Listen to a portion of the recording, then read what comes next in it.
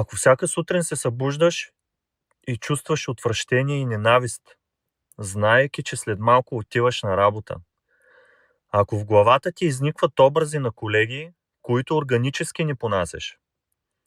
Ако си представяш омразното бюро, на което стоиш всеки ден, или омразната машина, с която работиш.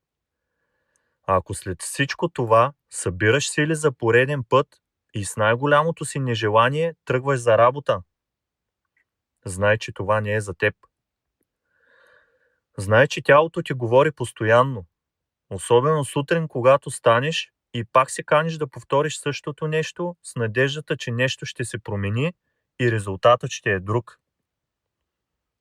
Да, ама не. Промяната започва от теб.